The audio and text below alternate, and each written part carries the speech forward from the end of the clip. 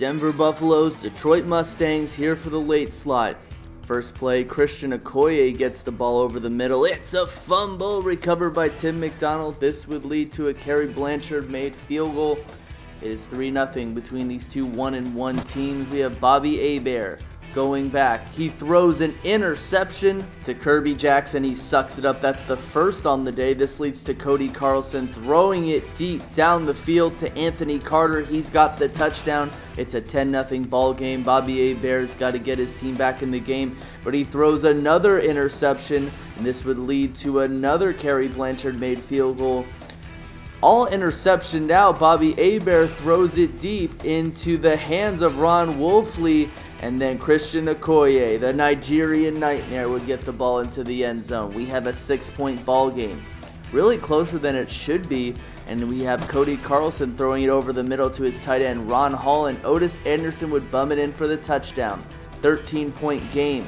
Bobby Hebert deep to his wide receiver Eric Martin, and he would go all the way because he couldn't be caught today. 6-point game again. Cody Carlson loads back, surveys the field, throws it over the middle to Rod Bernstein, his fullback, as he gets it into Buffalo's territory, and the field goal by Kerry Blanchard would be good. Christian Okoye, the Nigerian Nightmare, he would be having nightmares on this play as he would get injured, and he would be replaced this time by Lewis Tillman.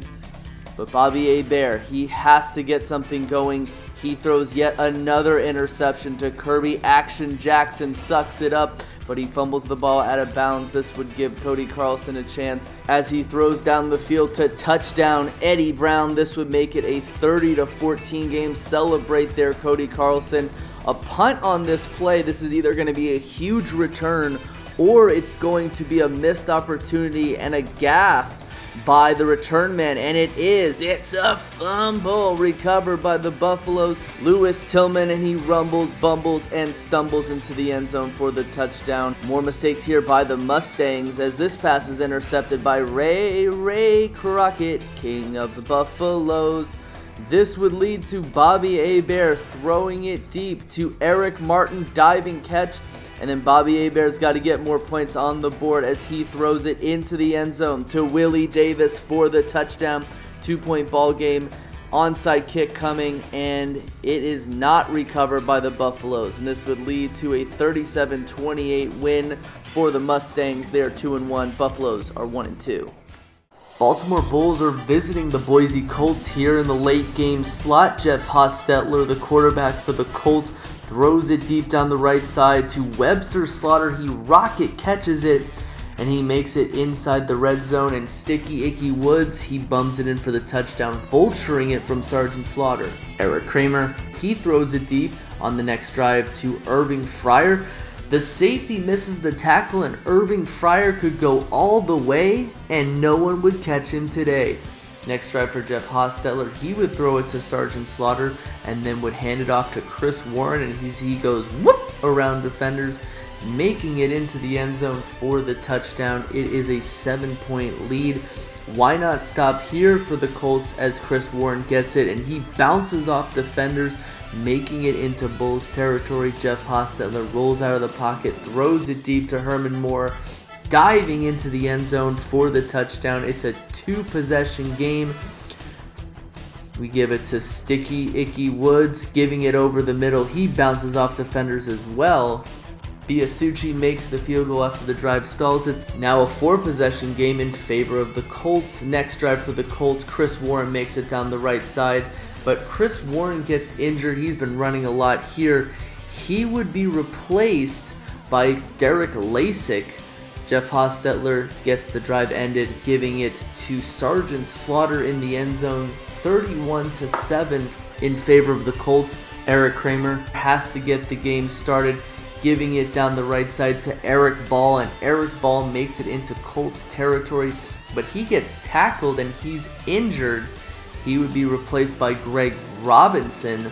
Leonard Russell would get the direct handoff, and he would make it into the end zone for the touchdown, but the extra point would be no good, so it's a 31-13 game. Webster Slaughter continues his onslaught of the Bulls, but he would cough the ball up. It would be fumbled recovered by Freddie Joe Nunn. Next drive, Eric Kramer would throw down the left side to Mark Ingram for the touchdown. It's a 31-20 game, and Jeff Hostetler, he thinks he's going to finish this game off, but he gets intercepted in the end zone, but the Bulls give it right back to the Colts, as it is up to the Colts and Jeff Hostetler to finish off this game, giving it to Herman Moore. But you know what? He's not trusting his arm in Jeff Hostetler. He trusts his legs. He says, I'm going to do this myself, as the Boise Colts win 48-27. Colts are 2-1. Bulls are 1-2. Dallas finally trying to get a win on their board. They're playing against the Renegades of Pittsburgh. Bernie Kosar hands the ball off to Rodney Hampton as he makes it down the right side, getting it into Pittsburgh territory, and Kevin Butler would add a field goal after the drive stalled. Next drive, Bernie Kosar play action rollout bootleg. He passes the ball to the fullback John Vaughn as he makes it into Pittsburgh territory, and Rodney Hampton would get the ball up the middle. It's a fumble! Recovered by Quentin Coriat. But on the next drive, Reggie Cobb thinks he sees daylight, and he gets tackled, and it's a fumble recovered by the Rattlers. And Rodney Hampton would end this drive going down the right side, getting the touchdown. The score is 10-0. John Elway would run out of the pocket. He would fumble this time. Ball's recovered by Myron Guyton for the scoop and score. Next drive for John Elway. He needs to get points on the board at 17-0. Kevin Mack gets the ball on the check down. He makes it into Rattlers territory, and John Elway runs out of the pocket, throws it over the middle to Jay Novacek. Jay Novacek says, "Hey, get off me. I need a score for Pittsburgh." And he gets into the end zone, scores 17-7. Rodney Hampton gets real skinny over the middle, getting it into Renegades territory. And then John Vaughn vultures off of Rodney Hampton, and he gets the touchdown. It's a 24-7 ball game. John Elway hands it off to Reggie Cobb, and he gets up a bit shaken up. He would be replaced by Brian Mitchell, who was a return specialist for Washington and Philadelphia during his career. John Elway play action rollout bootleg, gives it over to his favorite target, Jay Novacek, who's been really trying to power ahead to get points for the Renegade. And John Elway finishes the drive, giving it over in the go route to Kevin Mack for the touchdown. It's a 10-point ball game. Bernie Kosar, he waits in the pocket. He throws it to Chris Carter, the Hall of Fame receiver, as he makes it into Pittsburgh territory. This would lead to a Butler field goal. We have a two-possession game here, but not so fast, says John Elway as he's throwing from his own end zone. He throws it deep to old reliable Don Beebe, and then Brian Mitchell gets his first touchdown in his career in the BTFL, and that makes it a 6-point ball game. 3rd and 1, Dallas has to convert. Kosar, he's passing the football, and he throws it deep to his Hall of Fame receiver, Chris Carter. He lays out for the catch, and the Dallas Rattlers finally get off the schneid. Both teams are 1-2, 30-21. 2-0 Cleveland Cardinals meet the 0-2 Las Vegas Gamblers. Desmond Howard comes back from injury, the kick returner. We start off with Kenny O'Brien. He rolls out, he throws it over the middle to Irv Smith, who dives for the first down in Gamblers territory. Marcus Allen would get the handoff down the right side. Get off me!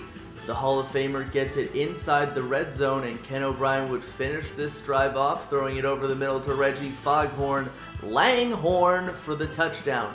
Chris Miller needs to get it started as he throws it down to a diving Drew Hill, gets it into Cardinals territory, but then Chris Miller gets sacked by Darren Smith. The field goal here would be made by Steve Christie. It's a 7-3 ball game.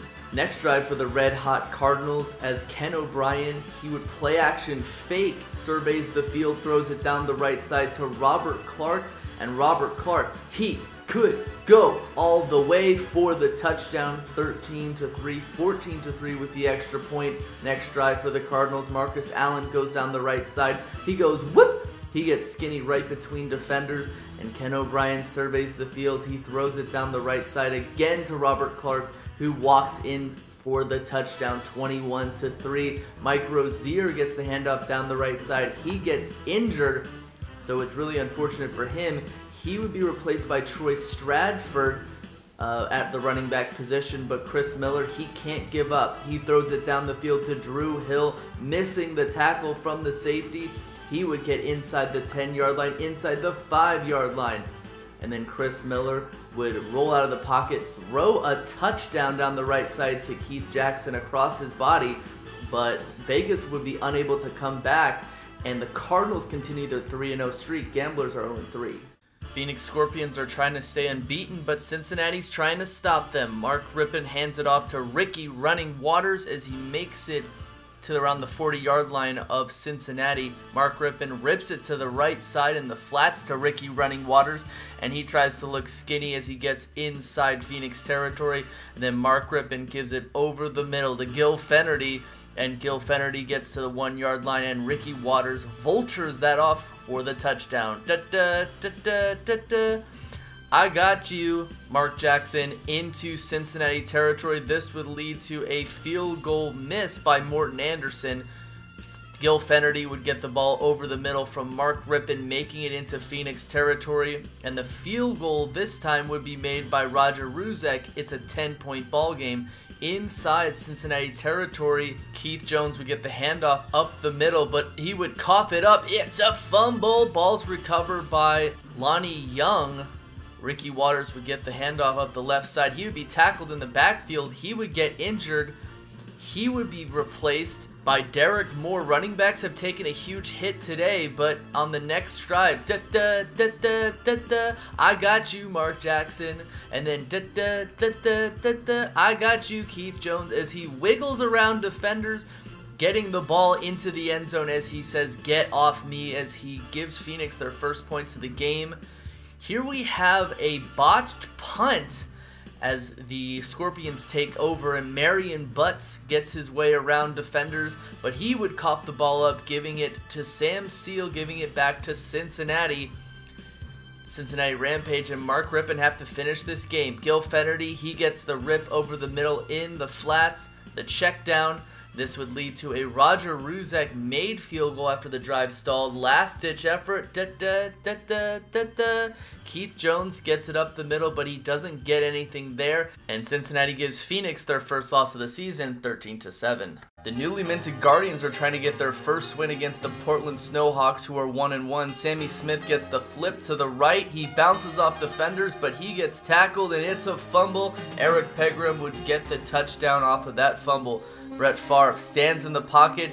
He delivers it to Sammy Smith, who had already fumbled it, but he bobs and weaves around defenders, making it into Snowhawks territory. Nick Lowry would be good on this field goal. It's a 4-point ball game. We have a punt here by Tuden, who punts it over to Waddle. A nice high punt that would be returned by Waddle. Waddle would make it to around the 30-yard line, and he would get tackled. It's a fumble. Ball is recovered by Steve Trapilo, and he would rumble, bumble, and stumble for the touchdown. The Guardians would take a lead here. Troy Aikman needs to get the Snowhawks back in the game. He's down by 6 points. He throws it deep to a jumping Alvin Harper, his receiver with the Cowboys for 2 Super Bowls. But the drive would end after this costly interception to Darren Perry of the Guardians, and Brett Favre would capitalize off of this, throwing it deep to Jerry Rice, jumping catch. And then Brett Favre would throw it again to Sammy Smith, who would make good on that fumble, as he would give the Guardians a 20-7 lead. Portland may be in trouble. Eric Pegram gets the ball down the right side, and he could go all the way. Guys are falling at his feet. He's got the touchdown. 6-point ball game. Troy Aikman play action rollout bootleg. Throw is to Alvin Harper in the end zone. It's a 1-point ball game with that extra point. Brett Favre, he would throw it deep to his Hall of Fame target, Jerry Rice, Hall of Famer to Hall of Famer. But after the drive stalled, this Nick Lowry field goal would be no good. So that was an opportunity that was wasted. Troy Aikman gives it to Ernest Givens. All the Givens, he could get his favorite target. And Eddie Murray would attempt this field goal. Up 1 point, and it's good. 24-20. Brett Favre, he's usually really good at coming back in games in less than 2 minutes. He would give it to Sammy Smith, but he would fumble, and that would waste any chance for the Guardians to win this game. They're 0-3, and the Snowhawks are 2-1 in a 31-20 game.